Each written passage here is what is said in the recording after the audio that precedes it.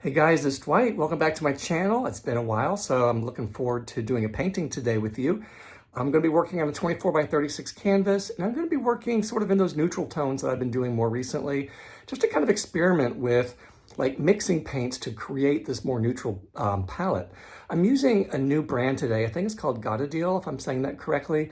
And I'm going to be using like a deep brown pearl, sort of this golden copper, and then a little bit of this sort of coral color. And I'm going to mix them a little bit so that it lightens up the deep brown pearl and the pink so it won't be so pink. So I'll do that, work on that in just a couple of minutes here, and then I will show you what the paints look like. I'm going to be using 4 8-ounce cups, so that's 40 ounces. That should cover the canvas just nicely, and then 24 ounces of black paint to put on top. And one of my cups is going to be white, so I'll show you that in a second. Okay, guys, hold on. Okay, guys, here I am back with my mixed paints. And as you can see, these colors are sort of on the neutral spectrum. I mean, they're different tones and different hues, but I think once they're poured together, they'll go really well. This right here is the, there's the brand. Got a deal? I don't know. Rose Gold. And the middle is Pearl Deep Brown, same brand. I added a very little bit of the Rose Gold. And now this one here is a mixture of all 3 colors. So it was the Rose Gold and the Pearl Deep Brown.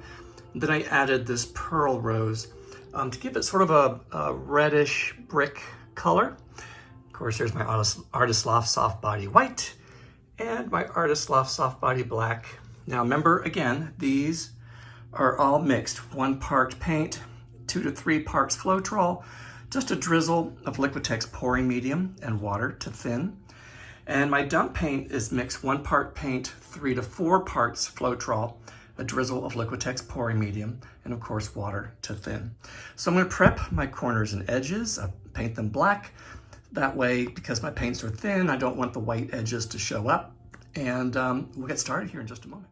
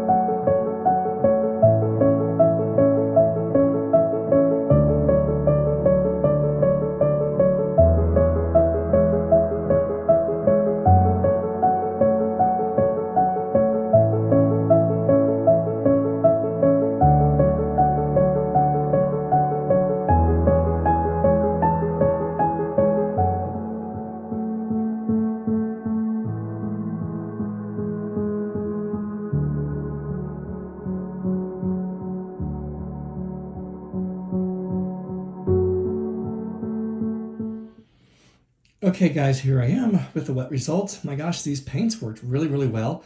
I wasn't sure when I left the room how things were going to turn out. As you can see, or if you noticed in the video, I tilted just in a different direction. I'm trying something different. My friend at the gallery was curious about having my paintings be horizontal and the black negative space off center. So when I walk around this way, I really think that's kind of cool looking, especially because you can see all the, like the wispiness, the white coming into that oblong, abstract, not circular, negative space. And these cells are pretty cool. Let's see, there you go. Actually, I'm very happy with this paint. I really like this end down here, and I'm probably not going to do anything in the negative space except maybe take out that little dot right there. Other than that, I'll leave everything the same. The cells are perfectly circular. Right around here, they're not oblong or stretched out. Remember I told you a few videos back that I had some concerns about these canvases. This is just a level 1 canvas, and sometimes they're better than the level 3 canvases and level 2 because they have a good support. See that one over there? It's got the crisscross in the back. And the problem again today was, maybe you saw at the beginning and I left it in on purpose, is that I noticed again some lumpiness and the corners. And so I wet it down again and I used my heat gun to heat it up, to tighten it up.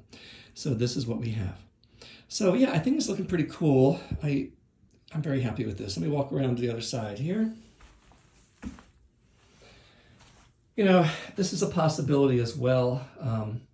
I tend to like the dark sides, like the negative space on the bottom. That's just my preference.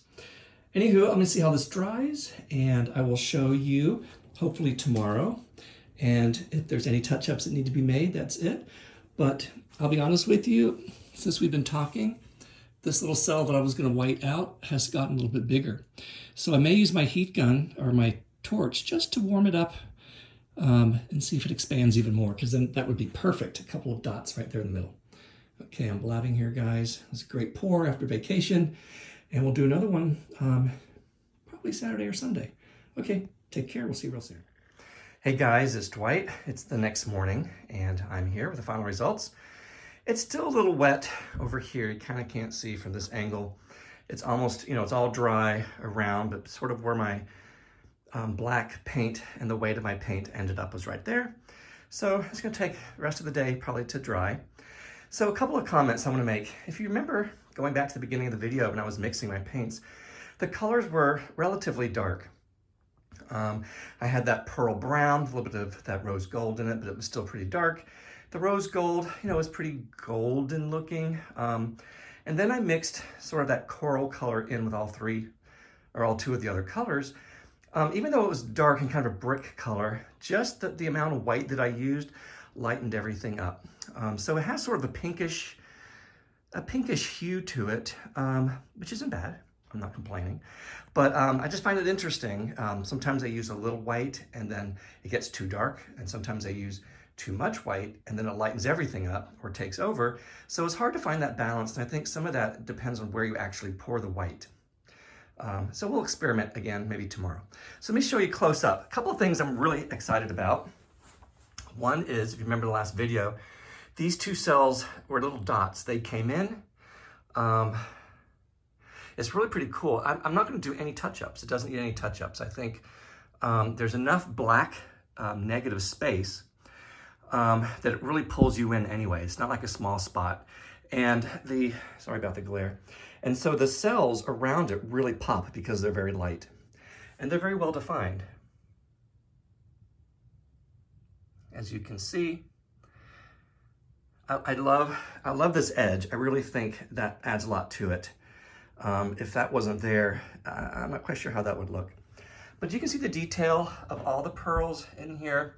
Remember, these are mostly metallics and they will brighten up once I paint it or varnish it. So overall, I'm very happy. And like I said in a previous segment, the gallery that I volunteer at and also that's hanging some of my painting, the owner, Felicia, has suggested that maybe we can do something, horizontal and not necessarily vertical. And I think I said earlier as well is that when I've done some of these colander pours, my negative space ends up sort of right here.